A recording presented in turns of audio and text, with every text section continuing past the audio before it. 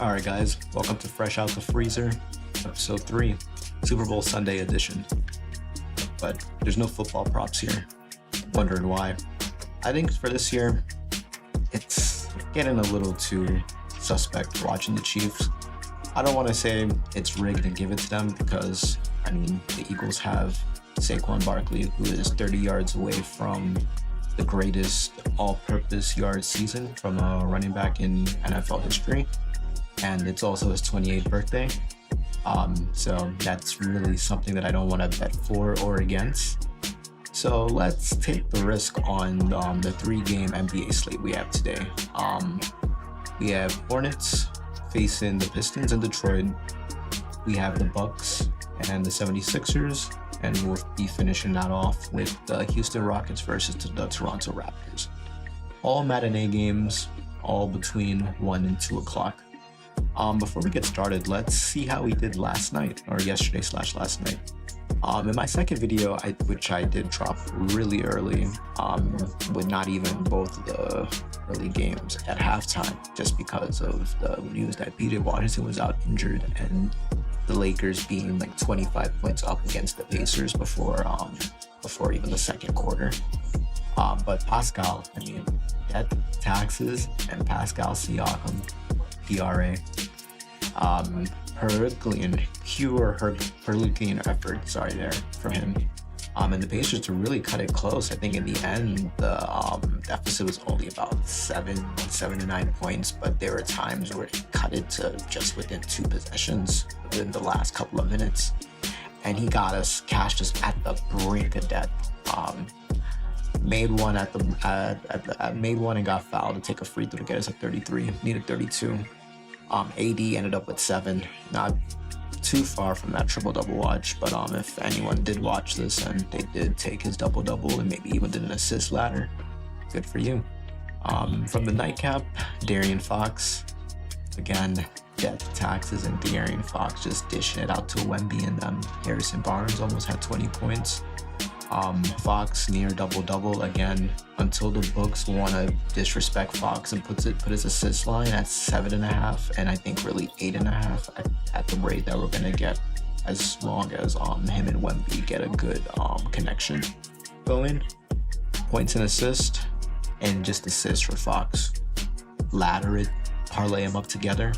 It's going to take it to the bank until the books decide to ratchet it up and give him 8-9 assists, I think. Isaiah Hartenstein, 14.5 rebounds and assists. Chet Holmgren being scrubbed just before tip-off helped us a lot. It got dicey.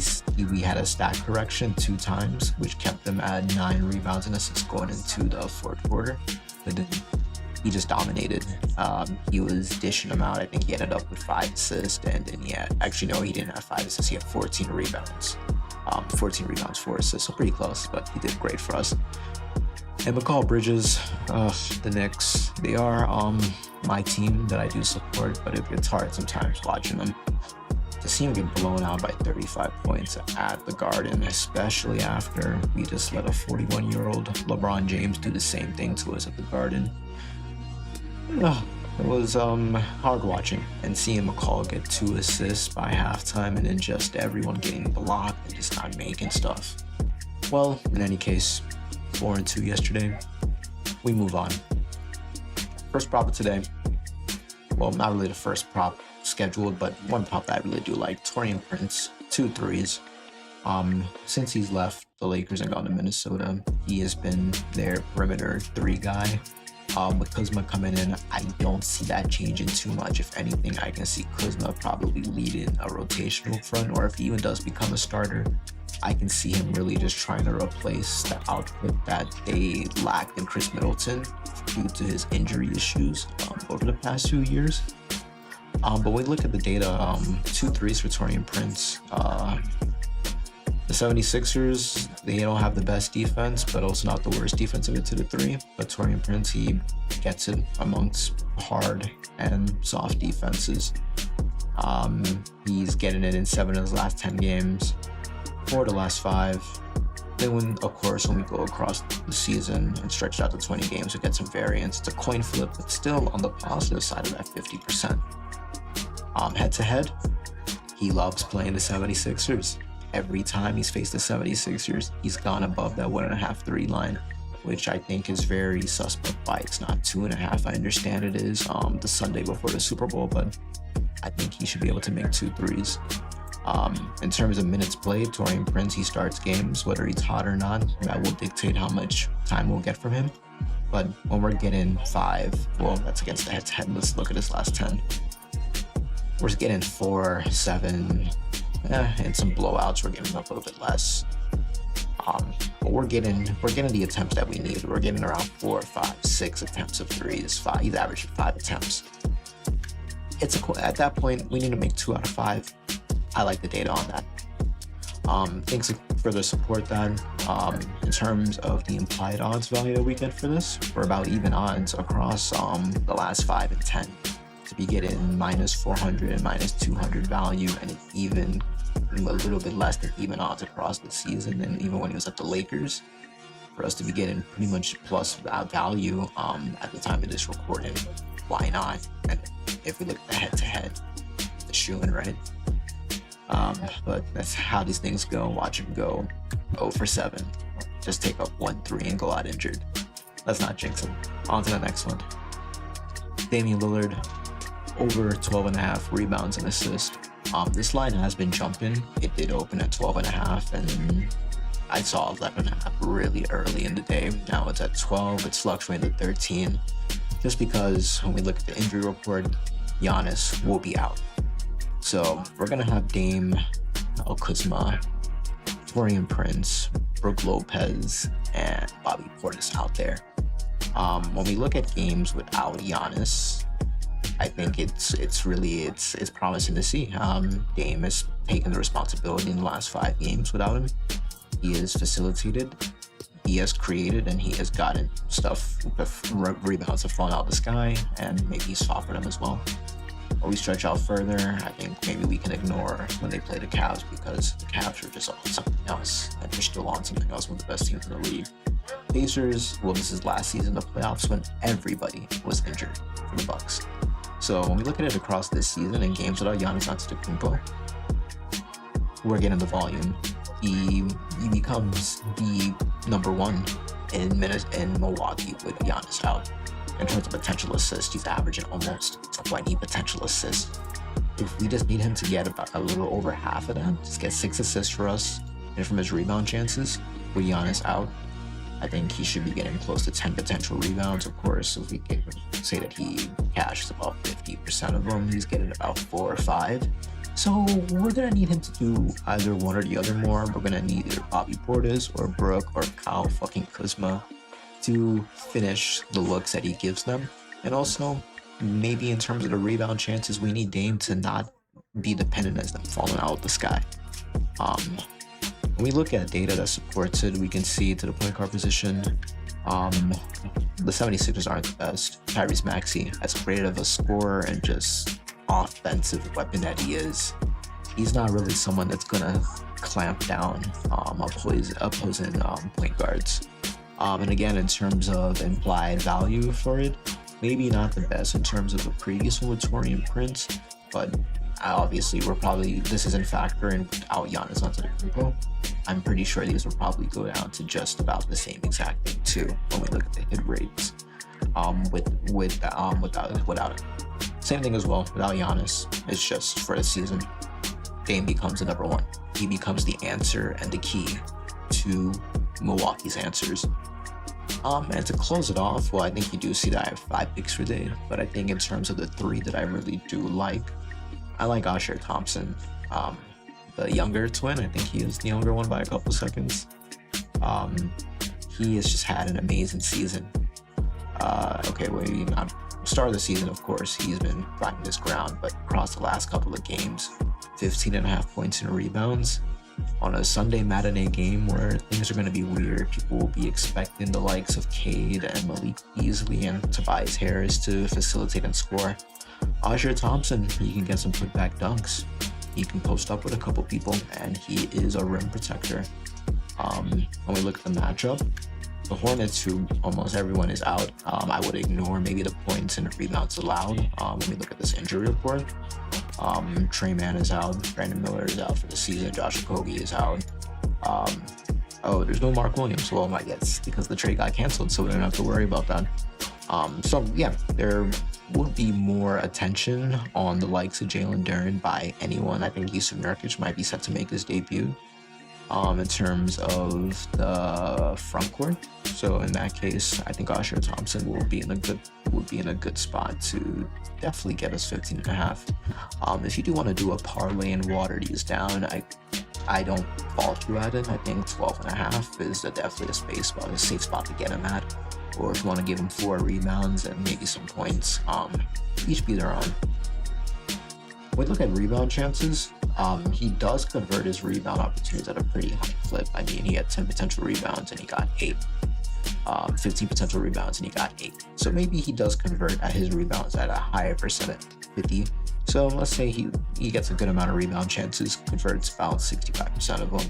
And then in terms of field goal attempts, he's taking just enough. He takes 5 shots. He takes up 7 shots. He makes 5. We get 10 points. We just need him to make it up in rebounds. He makes 4. That's fine. It's 8 points. 8 points. 12 points. I don't think he's much of a 3. He's not a 3 guy at all. So all of these will just be, yeah.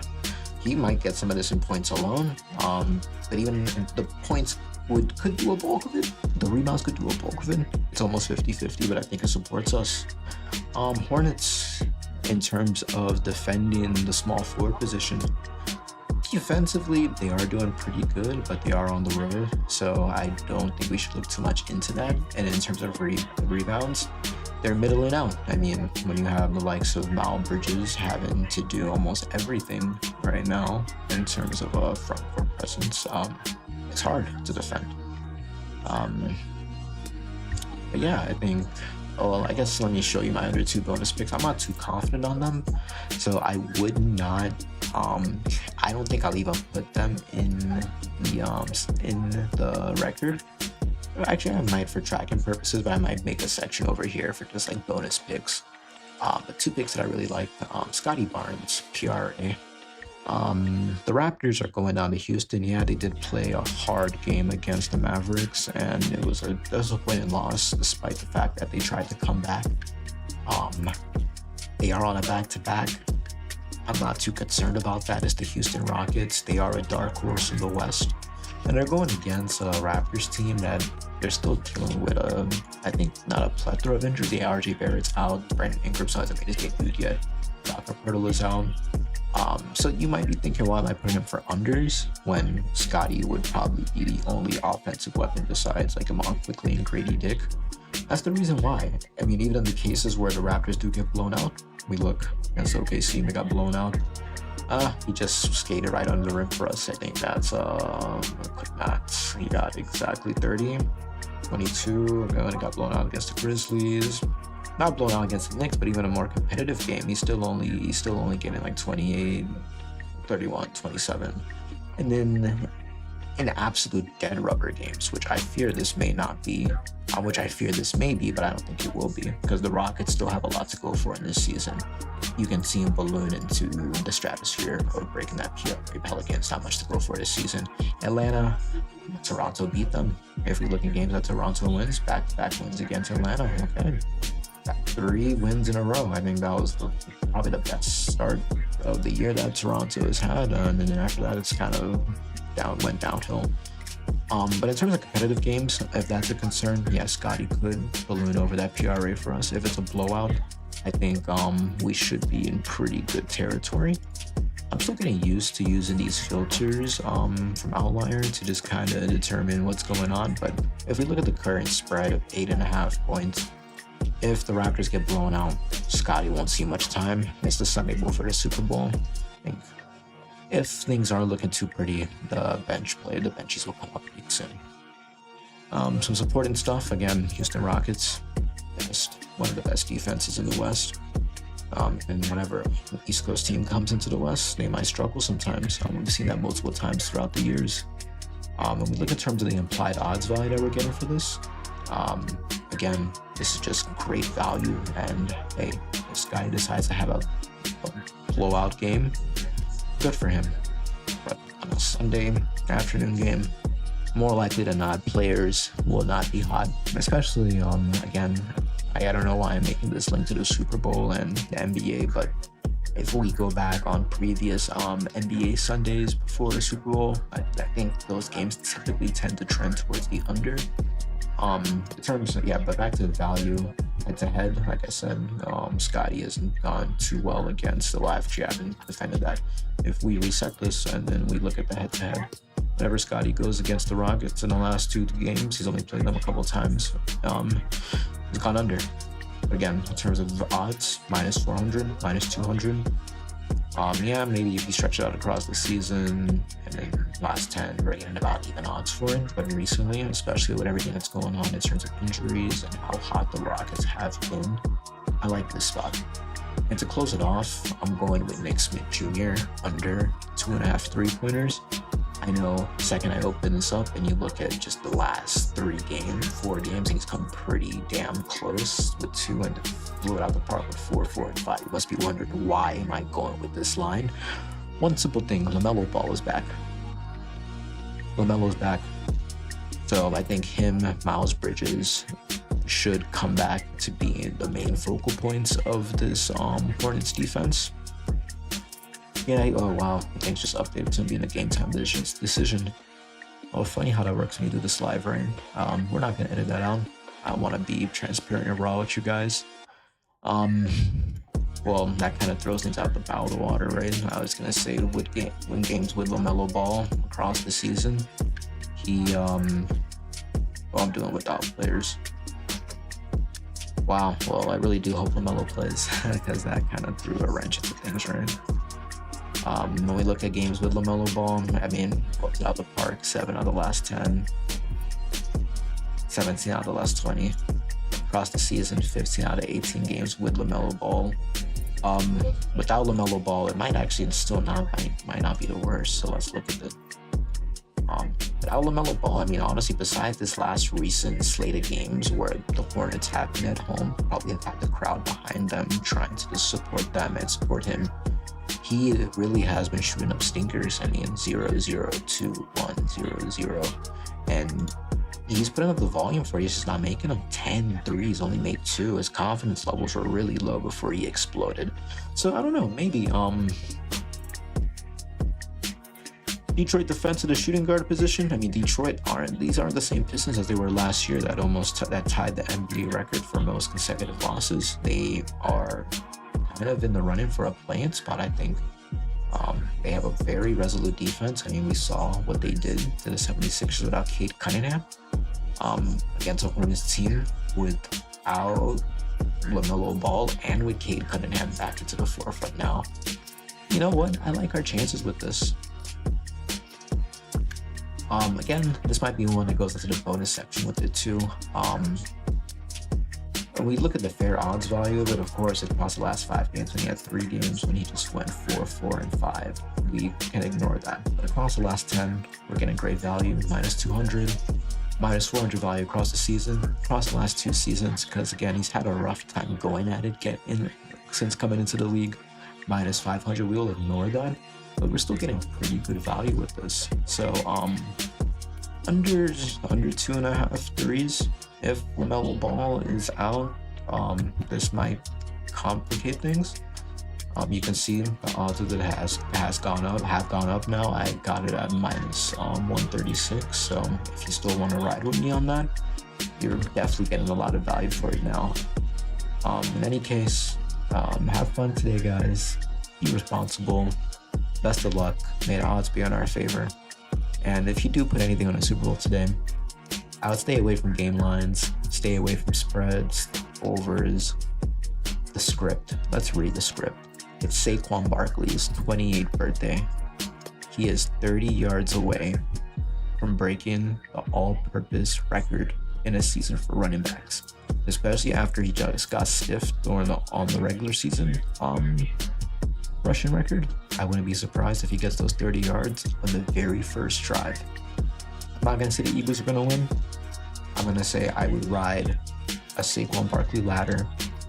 I know books have probably valued his anytime touchdown at probably minus 200 or 190 or something. Take it in. Ladder Saquon. Ladder his yards. Ladder his receptions. Ladder everything.